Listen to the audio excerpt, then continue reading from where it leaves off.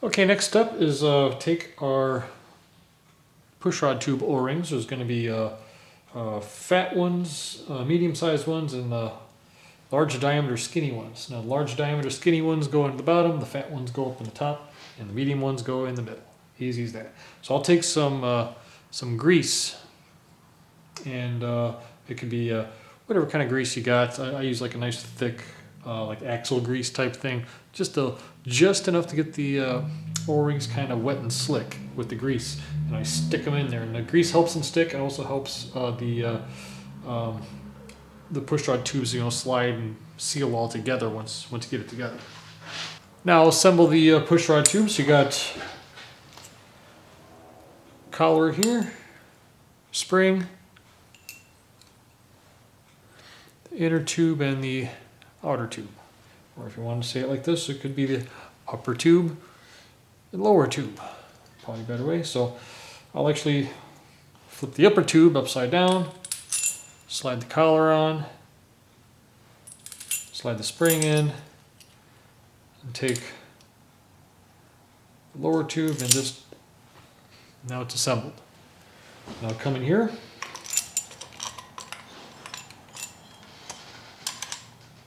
and just pop them in place.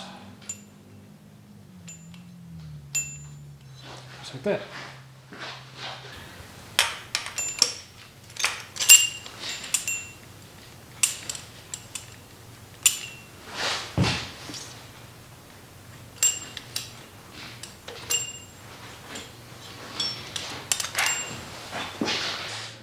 Then we'll take our push rods. There's going to be intake push rods and exhaust push rods. They are different lengths, and we'll put those into the engine. So here's these are aftermarket intakes. Excuse me. These are aftermarket push rod tubes, so they're actually handy enough to write which is which on there. So this one's an intake, so it goes on the inside. This was an exhaust, so it goes on the outside.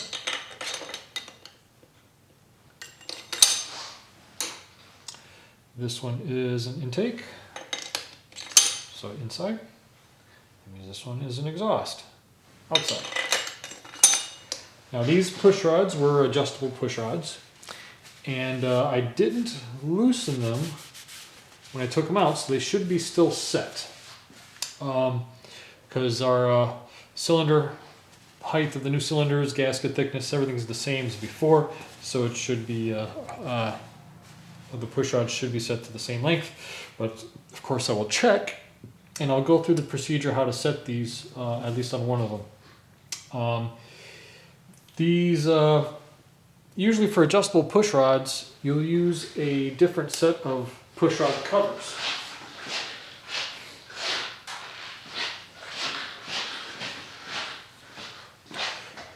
These are the stock push rod covers, which come with a retaining clip here that holds everything together. Now on the adjustable push rod covers, this retaining clip will be longer, and the bottom push rod cover will actually be shorter. So what that does is when you pop the cover, the retaining clip out, gives you more room for the lower push rod cover to go up, which gives you more space to make the adjustments down here.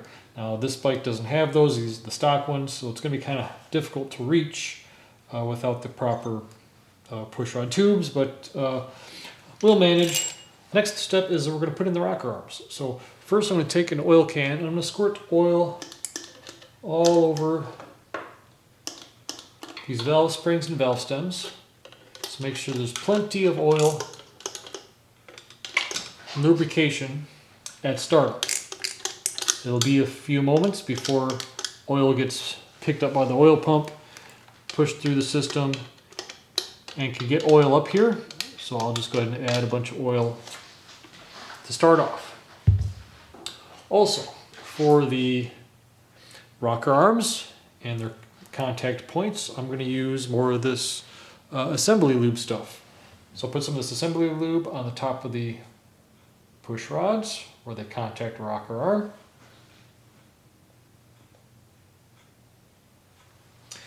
And at the valve tips where the rocker arm touches the valves.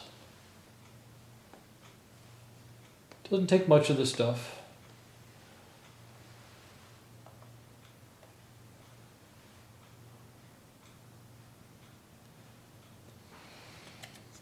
And this will ensure plenty of lubrication until plenty of oil gets up here to do the job. All right. Okay, now if you remember, the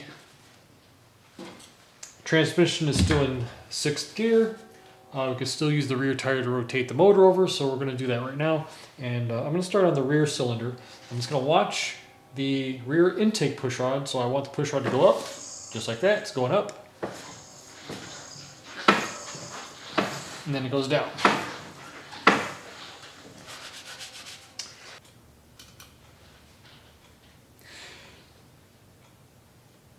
So as the intake push rod goes down, we're on the compression stroke. I'll bump the motor over very slowly until we hit top dead center. Then I'll back off just a hair. So the piston actually comes back down the bore just a little bit to give us some clearance. Red Loctite. Right about, I don't know if you can see, about that much. So I'm going to go ahead and put a little bit on every one of my rocker arm bolts, as long as I'm doing it. I know you can't see this.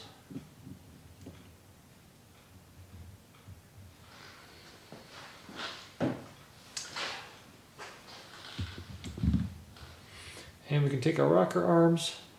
Now the shaft has got a flat ground into the rocker shaft. So obviously the round part of the rocker shaft goes towards the bottom where the round part of the cylinder head is at, and the flat part goes where the bolt's going to attach to it.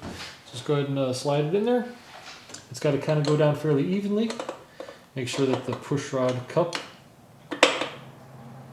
contacts the push rod, and we're in. Now you will notice that the shaft does not touch the cylinder head yet. It's just kind of hovering above. That's because of the lifter, which is a hydraulic lifter, has a plunger in it, and the plunger is right now all the way up. So what we do is we put our bolts in,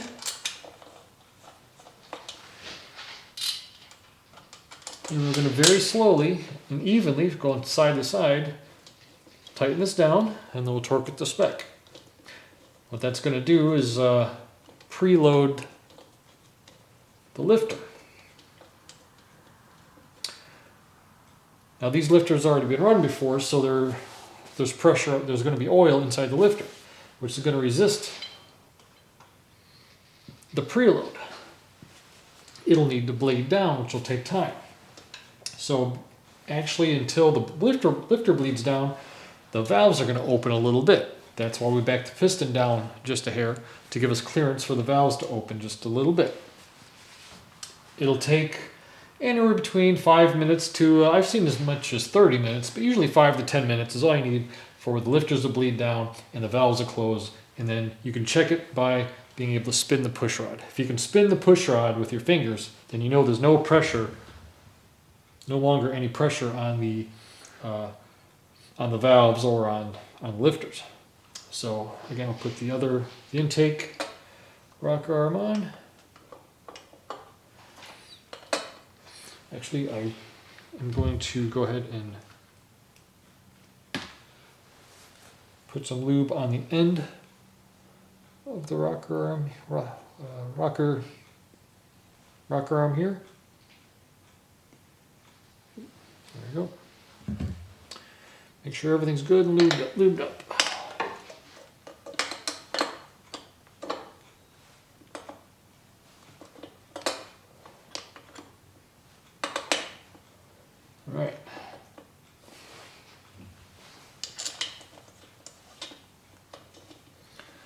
Now it's very important to give the lifters time to bleed down before you go to turn the motor over. So you don't want that cam to lift the push rods to open up the valves more when they're already open. You could possibly cause binding somewhere if you damage the valves, the pistons. So you gotta make sure you let them bleed down all the way.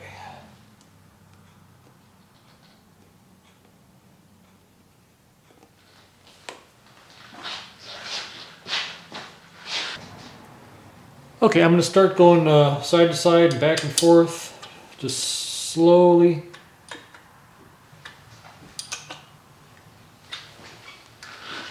Tightening these bolts.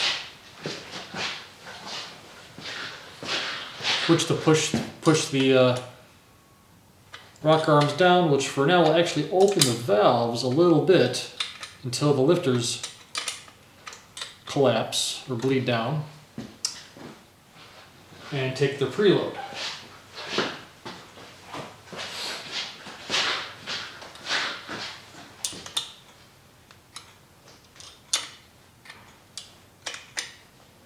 It's going to give you some resistance. As long as nothing's binding, you're probably doing fine.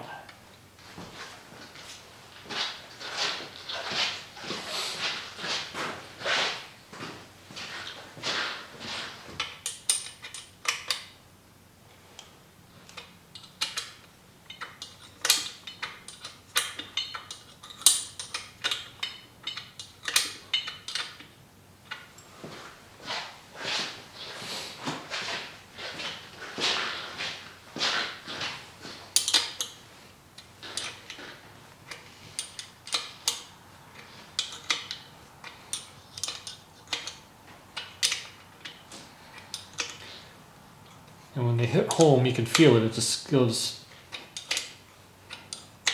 like instantly to being solid.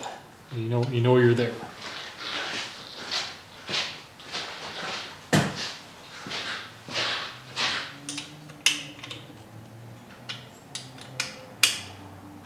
Okay.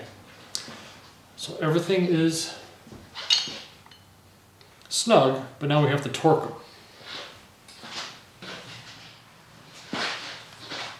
Torque spec for these rocker bolts is 23 to 27 foot-pounds. I'm going to set my torque wrench here to 25, and I'm actually going to use a adapter like this to be able to get in under the frame. So let's torque these down. I'm going to aim right for 25. Be right in the middle. There we go. All right.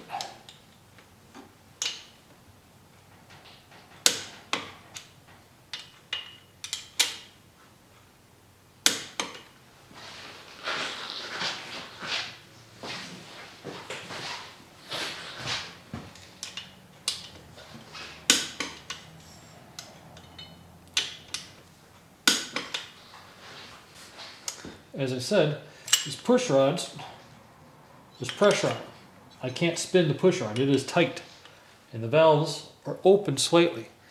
Now, what happens is, the lifters that are in there have a hydraulic plunger, and it's going to take a little bit of time for the oil to bleed out of that lifter. And it'll bleed out only until there's no more pressure being put on it, and then it stops. And that's how the hydraulic, lash adjuster works. So all I can do now is just wait. Usually, 10 minutes ought to do it. It might take 20, but we'll wait until I can spin these push rods. But I don't touch anything until I can spin both of these push rods, and then we'll rotate the motor over and we'll do the front cylinder in the same way. The lifters have bled down. I can spin the rear push rod, the exhaust. Can't do the front one just yet, so we'll wait a little bit on that. But while we're waiting on that, I'm actually going to show you how to go through and adjust these adjustable push rods. So I'm going to move the camera a little bit. There we go. Hopefully you can see good. So first I'm going to loosen it up.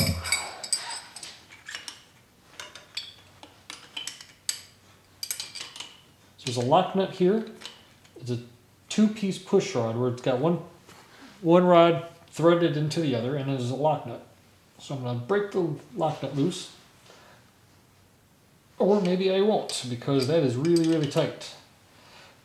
Oh, whoever did this definitely did not want that to come loose. There we go. Man, that is snug. All right.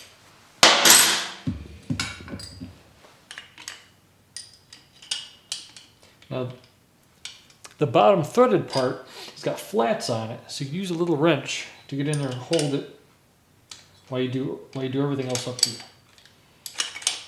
So, like I said, they usually have a different push rod cover that gives you more room to work, but I'll try to do what I can here.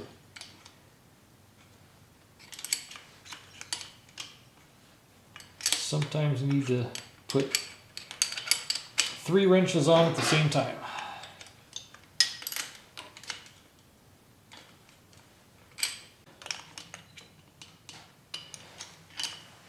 I'll go just a little bit further just for the effect.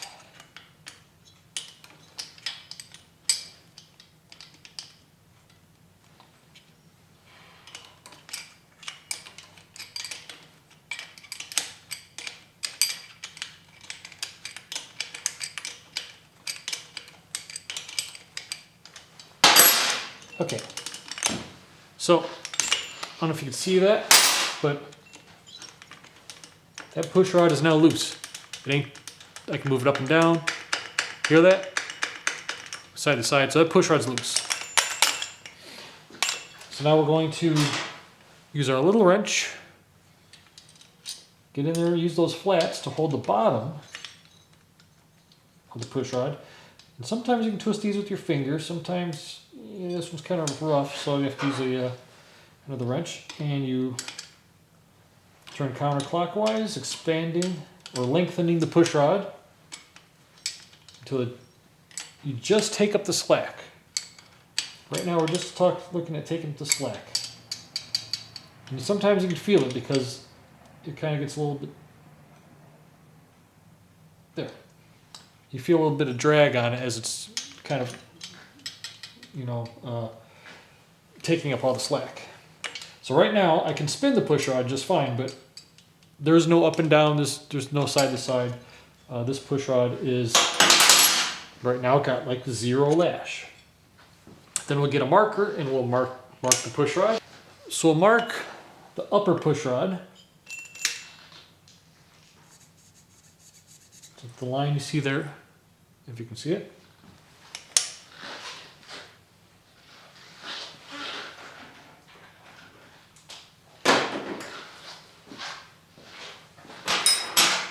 Again, we'll hold the bottom on those flats,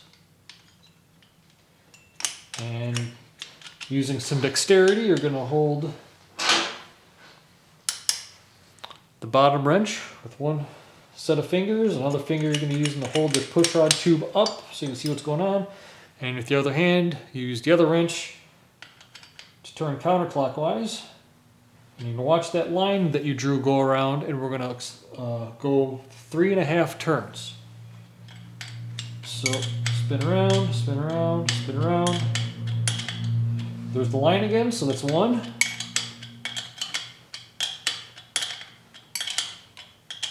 There's the line again, so that's 2.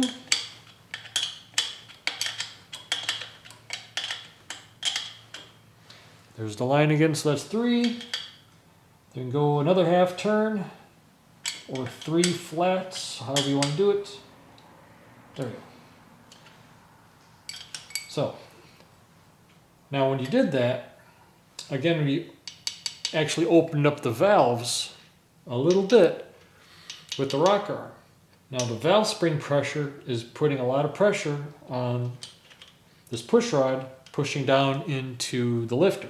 Now the oil is going to bleed out of the lifter again, and it'll take a set. So what we're going to do is we're going to move this lock nut up.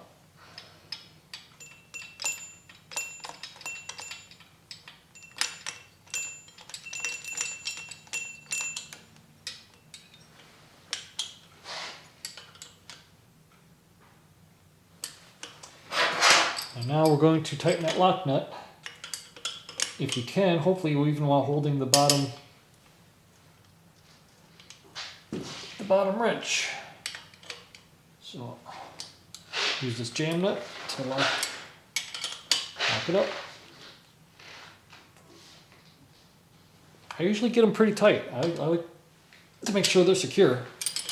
That ought to do it. So right now, you can't spin that push rod. It is solid. I can see that it's opening up the rocker arm some. All the valve springs pressure's on there. You can't move it, which is fine. That's good. But before we touch anything else, just like I said before, we have to wait till the lifter bleeds down and we can spin those push rods. Okay, now that the lifters should have bled down, should be able to spin these push rods with my fingers, and I can spin them real easily. Spin, spin, spin, but notice there's no side-to-side movement, there's no up and down movement, but I can spin them. Since I can spin them, I know that there's no pressure on the valve springs, so the valves are closed. Now it's safe to rotate the motor over, so I can do the same thing for the front cylinder. So before I do that, I'm going to go ahead and pop in these clips. And for the clips, you just put the top part in. Put the top part in first. They make a special tool for this, but honestly you don't need it. Just a smooth, kind of a flat blade screwdriver. Stick it in there, push in, pop it in. Just that easy. And let's see. The O-ring is there. Sometimes I've seen that O-ring kind of fall down in there. If it does, you can just pick it out with like a dental pick and pull it up. It isn't going to go anywhere. It's still wrapped around the push rod. Just be under. Let's see. There we go.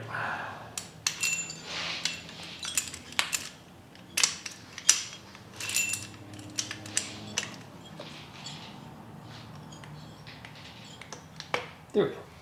All right. Gonna stick the top part in first. Hold it with your thumb. Put your screwdriver in, and kind of pry. You're gonna pry this top cover here down against the spring. As you push with your thumb, it pops right in. Okay. Rear cylinder is done as far as that goes. I'm gonna use the rear tire as the bike is in gear, and I'm going to turn the motor over. You can watch these push rods over here.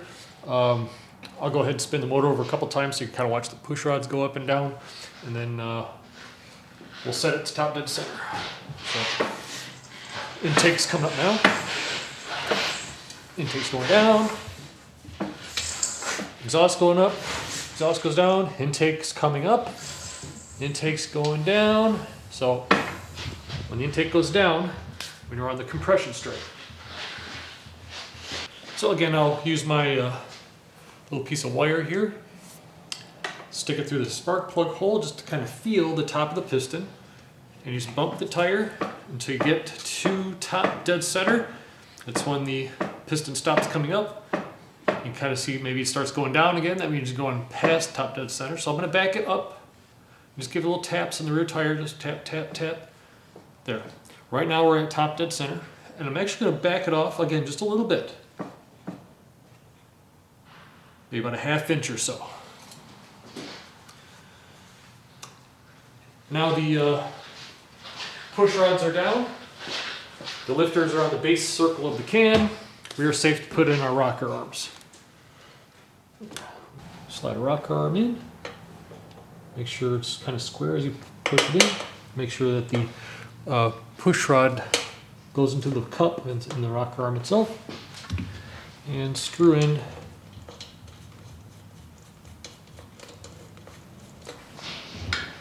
the shaft bolts. Now again, the shaft's not going to sit into the head just yet, not until the bolts push it down. Go ahead and put in the exhaust rocker arm and make sure that the cup holds the push rod end itself.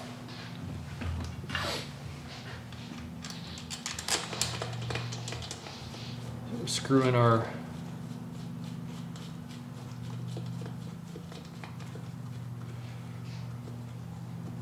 rocker bolts just to about finger tight or so, and try to make it so it's fairly even.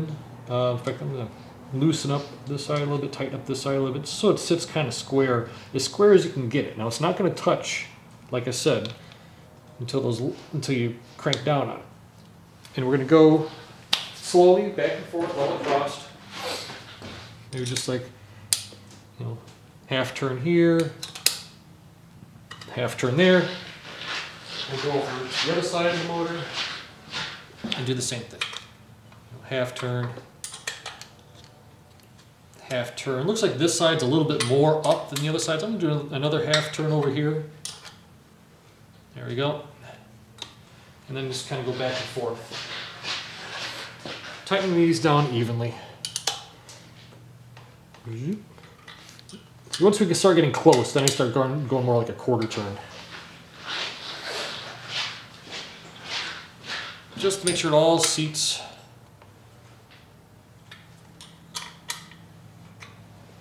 pretty evenly. Let's go a little bit more on these over here. I want it to be pretty even as I tighten them down. Now what's happening is as I bolt these down, I put pressure on them, it's the push rod's putting pressure on the push rod cup, rotating the rocker arm, which is actually opening up the valves right now. That one's seated, that one's seated. I just lightly seat them. You can tell when it happens because the bolts will just kind of stop. That one's close. All right, there we go. That one's seated. And so is that one. Okay. It's one smooth pull till it clicks. It's one smooth pull till it clicks. Same thing over here. Smooth pull. Smooth pull. It all felt good. Nearly forgot, can't put the rocker box tops on until I put in the breather valves. So we will get those on. I think that's the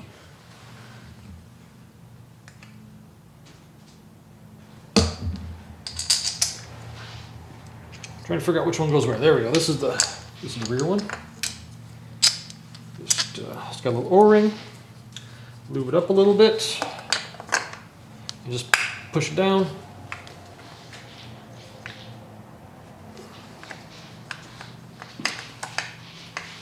Just like that. Okay. Same thing with the front one. Just lube up the O-ring a little bit.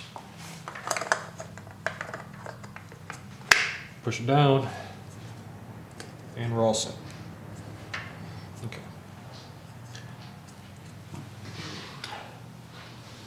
Let's get the bolts in.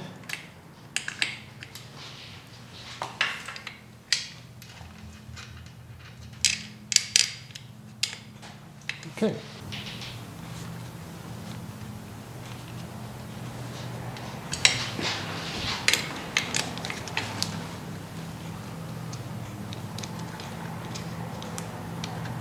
Okay, and we'll torque these to 100 inch-pounds.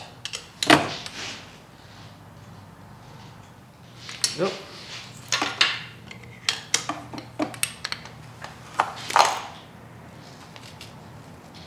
There we go. I want you to look at this. I want you to look at the push rod tube right here and the push rod that's underneath it. See how it's kind of angled in? And the inside one is slightly angled out. But this one especially, the front exhaust angled in. Now you can see that there. Now I think this might be a flaw with the Milwaukee 8 design. We'll see in the future. Maybe I'm completely off on this. But if you look, I don't know if I can get the angle right with the camera, the angle of the push rod hitting the rocker arm pushes the rocker arm that direction, which isn't any big deal. So the end of the rocker arm rubs up against the rocker stand on the cylinder head. Now, the old Evolutions used to do that, pretty much in twin cams too, and all the rest of the Harleys. With the twin cam, you had straighter, with the two cams, you had a little bit straighter pushrod angle. The Evolutions were kind of like this, because as a single cam, you'd angle the pushrods more. And the same thing's happening in the back cylinder too. I'm just showing you on the front. But on the Evolutions and on the twin cams, you had a full, kind of a full circle support around the rocker shaft. And the rocker arm itself would have the full 360-degree support against itself on the rocker support on the shaft. That's actually like a bearing surface. There's rubbing on there. Pushrod's pushing the rocker arm that way, and you're getting, I'm guessing, some excess of wear over there. Now, I should have showed you when I had this apart, but you can actually see wear marks already wearing into that rocker stand from the rocker arms. I haven't heard of this being a problem yet. I'm just kind of wondering, 20 years in the future, where, you know, this bike's got some miles on it, is that going to be a problem? I don't know. We'll find out. Okay, we're going to put the rear rocker cover top on. We're waiting for the front push rods to bleed down, so it's pretty easy. Just take your gasket, plop it on in there.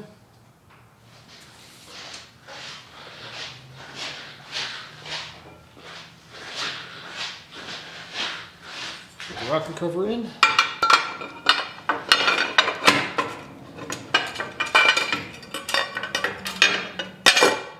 There you go.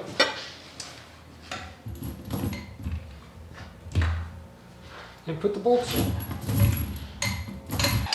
And just start. Try to get the gasket lined up. There we go. And just start screwing them in.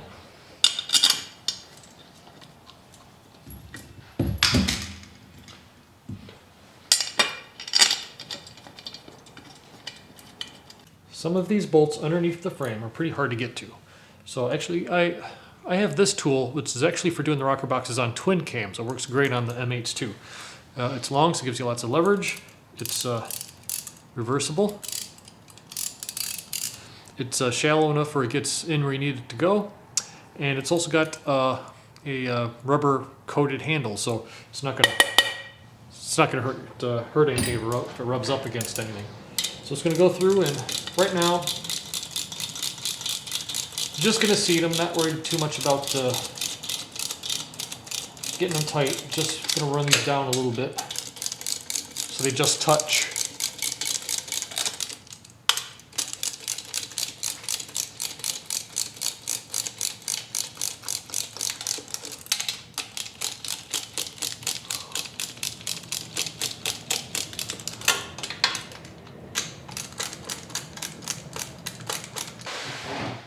If you can't get wrenches in there, how are you going to torque them? Well, you kind of have to do it by feel. So I'm going to go through and get them all snug in the proper torque sequence. And then what I do is I'll use a torque wrench on the bolts I can get to. Then I'll go back and just kind of feel how tight that is. And then from muscle memory, go in and tighten the inners about the same. Pretty much all torqued up by feel. I take our actual torque wrench, and we see where we're at.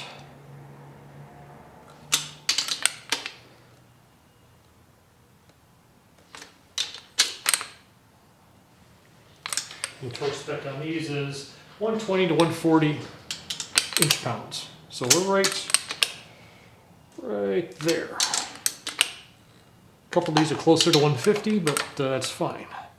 We're doing pretty good. So those are all the ones I can get to. Let's try over here. I can't really get on them very good. So now that I know that these outer ones are torqued correctly, I can kind of feel where they're at. So I can kind of take that pressure and do the same thing on the inside.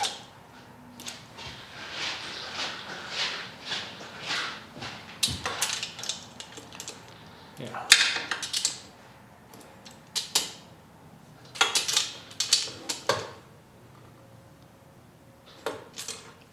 Okay. Now installing these intakes into these M8s isn't too hard, but it's a little bit more difficult than doing it on, for example, a twin cam. They really don't leave you a lot of room to pop it in there, so it has to go in right at the right angle and the right way. But it's not too hard. You just got to fight with it a little bit sometimes. Sometimes they pop in, but we'll see how this one goes for us. Let's try to get all the wires and stuff out of the way. Our intake sealing surfaces here have already been cleaned. So what I'll do first, if I can get those wires out of the way, is put the back two bolts in. And just kind of get them started, run them down a couple threads.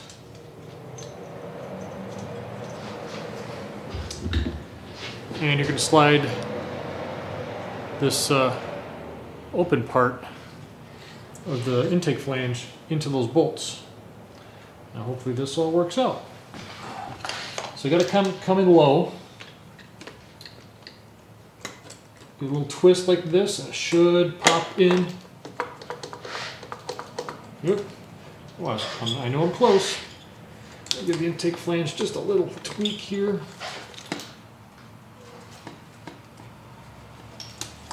And I'm stuck. How embarrassing. Oh well. Just pop it out and adjust. Oh, and it popped right in. Look at it, just popped right in that time. Sometimes you gotta work with it a little bit, sometimes it pops right in. So there we go. Let's make sure the intake flanges go over those bolts. There we go. Leave those loose for now.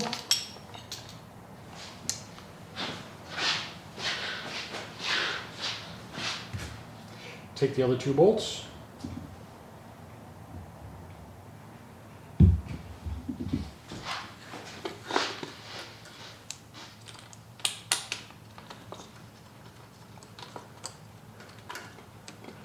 And just try to get them started.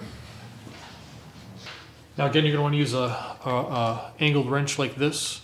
That's got a ball on one end and flat on one end. And it's got that special, whatever that is, 135 degree angle, whatever angle that is, that helps you get into these intake bolts pretty easily. I actually also have a very long ball end Allen that I can kind of get in there and kind of get things started with. I won't go to full torque with these just because the angle on the ball is kind of steep and it, you don't want to strip out the head. But just to run them down by hand helps kind of speed up the process. Okay, so those were started. They're tightening up good. Everything seems fine. And again, like everything else, you just kind of want to tighten them down evenly back and forth. So I got these kind of seated. I'm going to go over on this side, run these down a little bit with the special wrench. Without this wrench, it'd be almost impossible to do this, how tight these are, the kind of the angle that we're at. Now these wrenches are available online. They don't cost that much, so save yourself a lot of trouble and just go ahead and get one of these wrenches. They're also handy in other situations when you're using kind of the same size Allen head.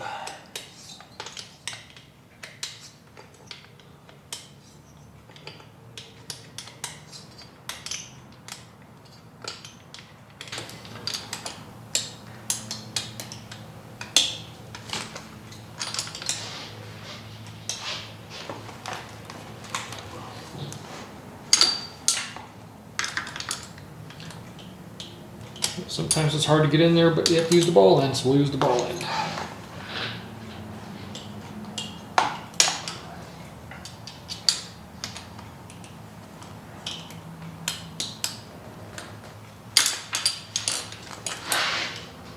There we go. Yep, that's good. Next up is we're going to put all of our sensors back on. Not all of them. So we'll put the sensors on this side.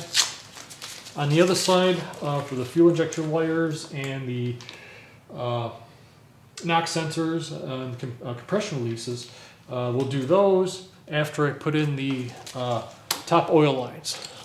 But for right now, we can get at least these done down here. So let's pull this wire up and out of the way.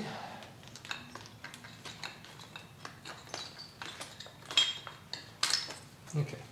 We can also put in our spark plug wires on this side and start wrapping up some of the stuff over here. Okay, next, after we install the new O-rings on our upper oil lines, we can slide it in.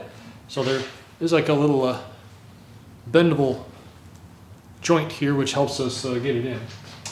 So let's pull all the wires out of the way. Let's see, that's going to go up. We'll shove those back there.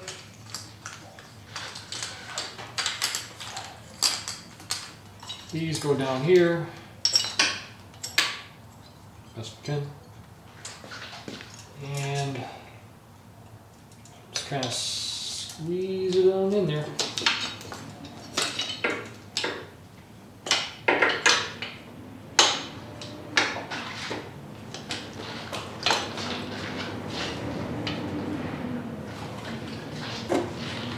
We line up oil holes on the heads. And it should kind of pop into this position once you get it all lined up right.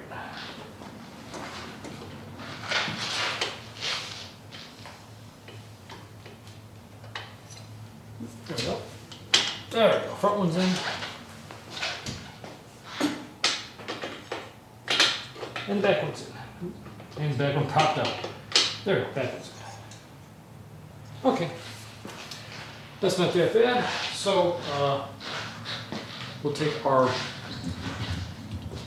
bolts, once again, just a small dab of blue Loctite.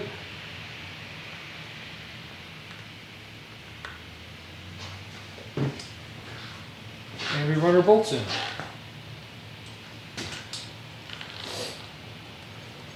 These oil rails are kind of a pain. I don't like them. They get in the way. It's an extra step. They make a mess. Not that big of a mess, but you get a little bit of mess out of them. But the more you do them, the easier they get.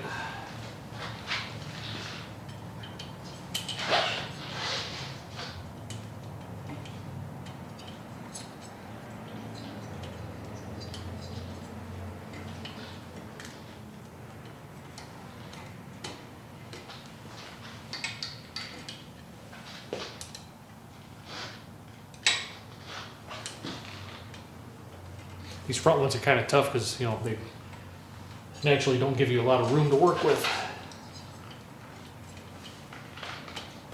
Okay, we'll get these cinched down. These little gear wrenches make things a whole lot easier sometimes.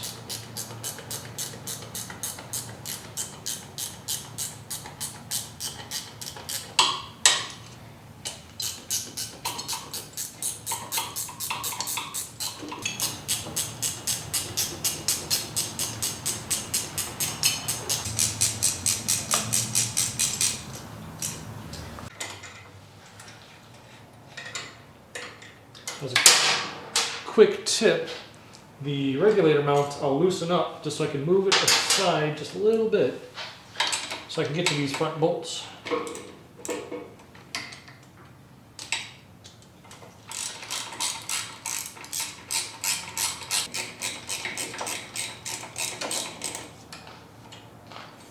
Okay, and then I just kind of tighten them down.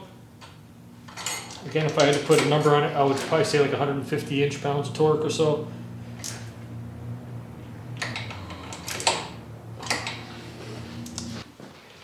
Okay, now we attach the front and rear rubber lines.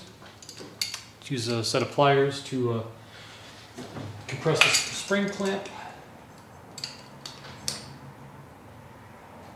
It's as simple as that. And the upper oil lines are in. Now we can plug in the rest of our electronics. So let's first dig out those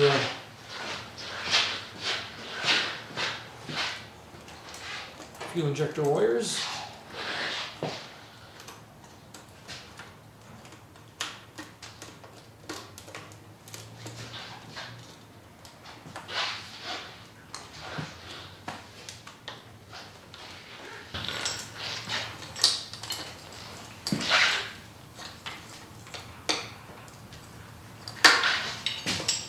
So we got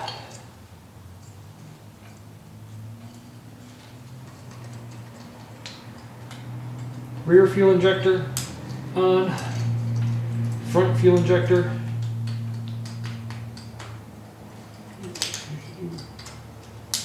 on. Okay, from here I'm going to go ahead and just wrap it up, put on the horn, hook up these horn wires, put in the exhaust, put the fuel tank back on, put the air cleaner back on and all that kind of stuff. I do have to put the front motor mount back on. That goes on just the same way as it came off. A quick tip for installing the fuel line into the fuel tank is put a little bit of lube on this too, kind of work it up inside the O-ring, inside the check valve of the gas tank, and real easily you just kind of pop it in. You don't want to tear the O-ring in the gas tank. That's kind of a pain to replace. Other than that though, we're pretty close to wrapping this thing up. I didn't show it, I didn't think about it until I actually already got the front motor mount installed, but this thing can be kind of a bear to install. So when the motor mount is off, the motor shifts usually towards the left a little bit. And with that being the case, this bolt right here is very, very long and it doesn't quite make it past the frame rail. So what you can do is move any lines away from the frame there. I'll use a piece of rubber, like I use a piece of inner tube, kind of protect the frame, and I got these big pry bars with these protectors on them. And I kind of go behind here and just pry on the motor just a little bit so you can gain some clearance. There you go. Gain some clearance to that bolt. Same way for lining up the bolt on the other side. Let's go over there.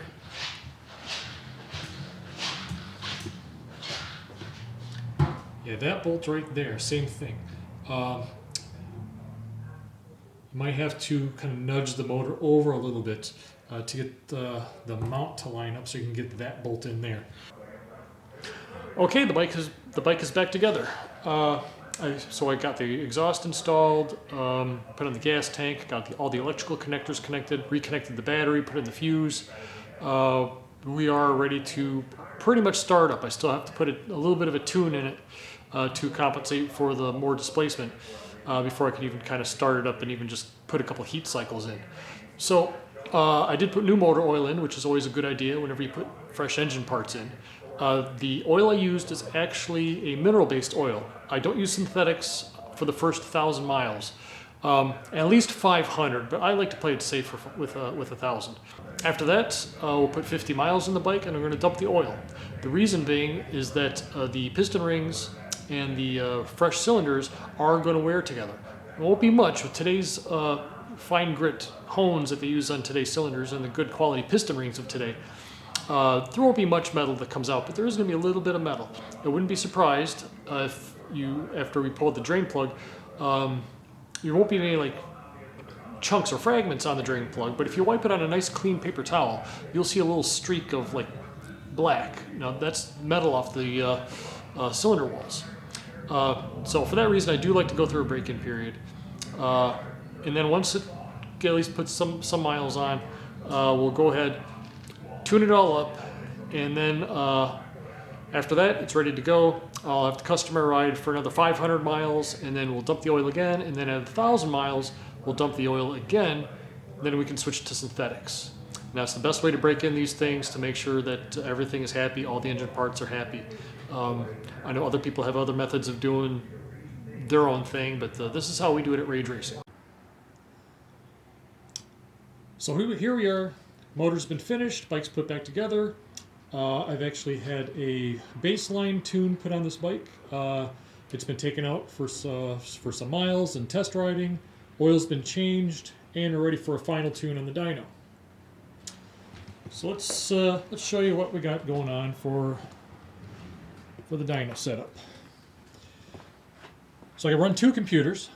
The computer on the left here is running the dyno, and the computer on the right is running my tuning software. So what I'll do is I'll run the bike. I don't know if you'll see it or not, but this is just the volumetric efficiency map is what I'm tuning for just the front cylinder. And after I'm done with the front cylinder, I'll do the rear, and then I'll go back and forth balancing everything out. There's also timing tables and all sorts of other stuff to mess with, but the main thing that I'm concerned with right now is getting the air-fuel ratio right, so the injectors are injecting the right amount of fuel for the right amount of load and throttle position that we'll experience down the road.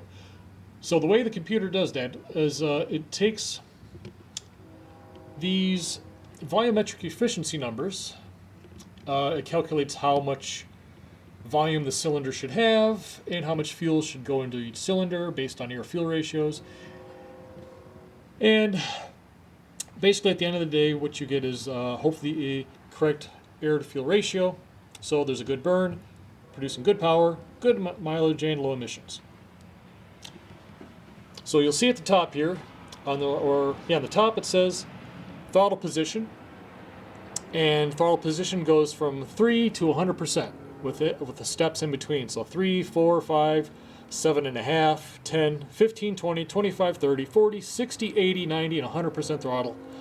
And then on the left here is your RPMs from 700 all the way down to 6,500 RPM in about 500 RPM increments. The lower RPMs, it's like, less than that. So 700, 850, 1,000, 1125, 1250. Then once you start getting higher RPMs, it jumps by 250 RPM. So 2,000, 2,250, 2,500, 2,750, 3,000. Then from after that, it jumps every 500 RPM. 35, 40, 45, 50, on up to 6,500 RPM. So every one of these boxes, as many as I can hit, I try to test on the dyno, and then I gotta adjust those numbers for every one of those boxes, and this is just for the front cylinder, then I have to do the rear cylinder as well, and then go back and forth making sure everything's balanced out.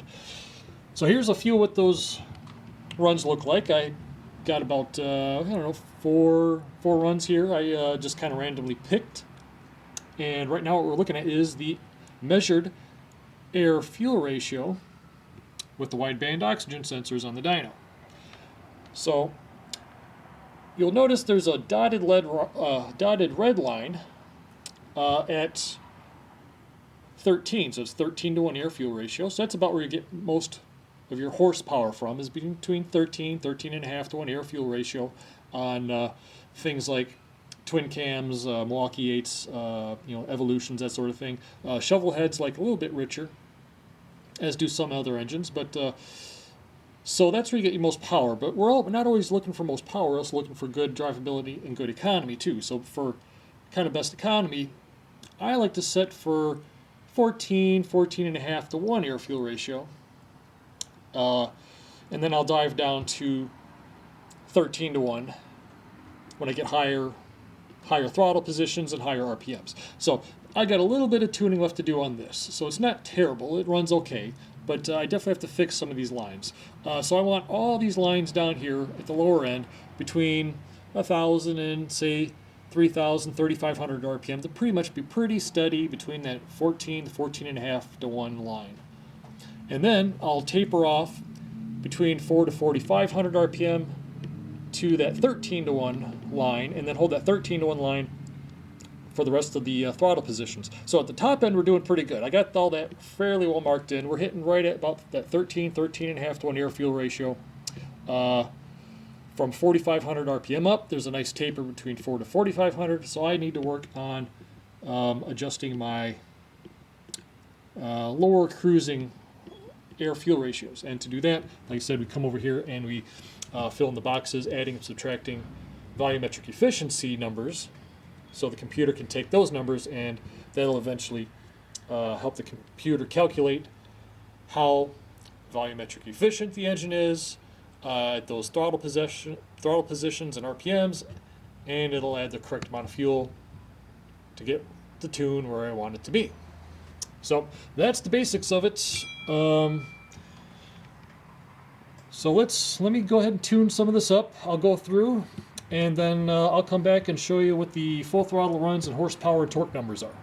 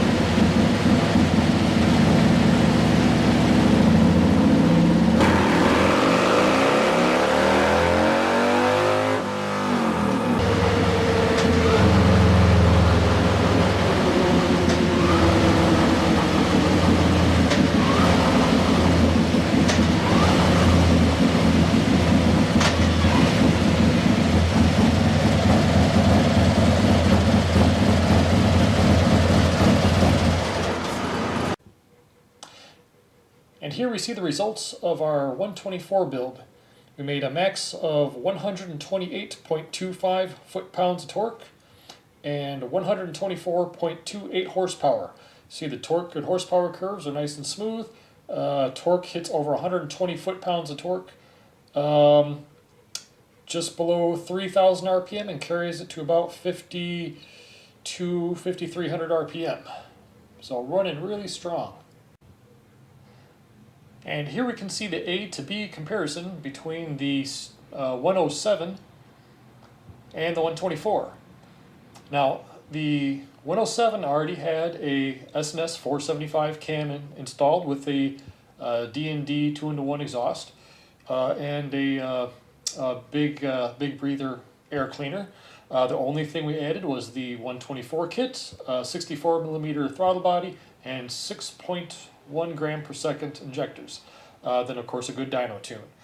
So you can see from the colored lines, the blue and the red, to the gray lines, how much increase we've gotten, actually graphed out.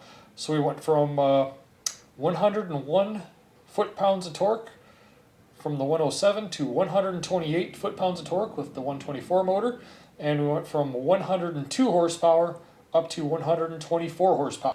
So you may ask yourself, well, I've seen bigger numbers out of other dyno shops, and that's probably true. My dyno reads a little bit low, so I'm about 5 to 10% lower on the readout as far as other dynos that are around in my area. And I also use, for the correction factor, I use SAE correction instead of standard, which lowers the horsepower number a little bit. And I also do my pulls in 4th gear instead of 5th or 6th gear. So that kind of makes a difference as far as inertia. For example, if I ran this in 6th gear, I would register 135 or more foot-pounds of torque. In 4th gear, I'm getting 128. And the difference there is from the amount of mass that you're accelerating on the between the flywheel, primary, and transmission, and so on. And also the counterweights that are in the M8 motor. So these numbers are actually really good. This bike runs strong, and yeah, it's a ripper. I took it out and drove it myself, and it pulls hard, it pulls strong, even in 6th gear. It's got the torque to just go down the road nice and strong. So let's say if my dyno does read 10% low, and it's between 5 and 10 compared to other dynos in the area, that would mean that 128 foot-pounds of torque would be actually 140. So these are actually just numbers, and I'll get into that in a future video as far as what dyno numbers actually mean and what you're getting on a piece of paper versus what actually happens in real life. So anyways, back to this build here. Really happy. Runs great, and I'm sure my customer is going to be super thrilled with it.